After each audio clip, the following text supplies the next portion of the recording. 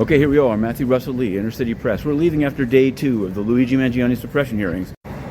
Okay, here we are, Inner City Press. We've just faxed, yes, Judge Caro's chambers, a letter asking to be heard on the sealing of the Luigi Mangione exhibits. So here we are, Matthew Russell Lee, Inner City Press. We've just come out of 100 Center Street. I've handed up, and I actually think I saw him read around 10 a.m. Request to be heard and to unseal. It's been sent to the other side.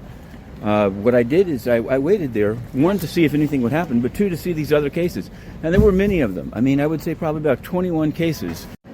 Okay, here we are, Inner City Press, Matthew Russell Lee, leaving this 100 Center Street today, Wednesday. I'm not even sure. I think it's December 3rd. In for penny, in for pound. I felt like I'd been there so long, I wanted to make sure that he knew, like, this is important. It's not just a piece of garbage letter. At the end, he said, "Mr. Lee, come up to the rail." I thought he was going to, like, say into the well or whatever that is. The rail. So the guards were, the court security officers were very clear, like, you stand on the outside of the rail. So I did. And he said, I've read the letter. I'm going to rule tomorrow. Hopefully he does.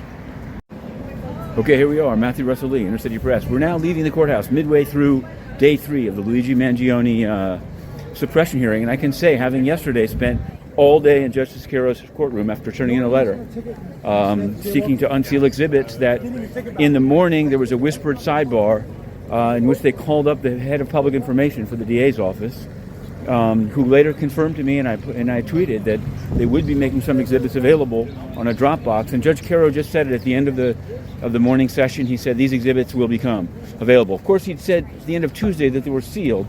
So I'm very glad to have done this, and I will be publishing them as soon as the Dropbox address becomes available. Now, somebody pointed out to me, this way there's no kind of written record or order that we can point to in future stages of the thing. But if we have to fight it again, we'll fight it again.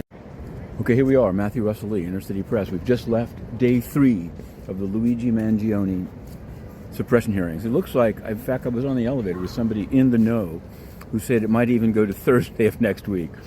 I told them that I heard yesterday Justice Caro set up some other things for Monday and Tuesday. I guess those guys might get rescheduled. He might do it on the lunch break. I don't know. I don't know what's happening, except that today there was just one guy all day, just as it was in day 2.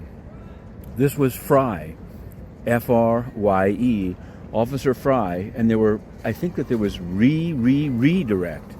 I'm not really sure what it all proved. At the end of the day, because Justice Caro, in the morning, based on yesterday's letter and waiting all day to have a little interchange at the rail about that some exhibits must be released, he said they will be released by the DA's office, but we don't have them. We don't have them yet, and it's after 5 o'clock.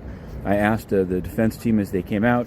Mr. Mark Agnifilo said he doesn't know, he's not involved in that, but he was trying to be nice. He said, if the journalism thing doesn't work out, you have a future as a lawyer. Well, we could say. And then Kaplan, to his credit, Jacob Kaplan, I think I described him as shorter than Zachary Kaplan. He said he's the same size. I don't know. I'll have to look more closely. There certainly will be time, because this is some slow slogging. Blair 911, what is the address of your emergency? It's not really an emergency.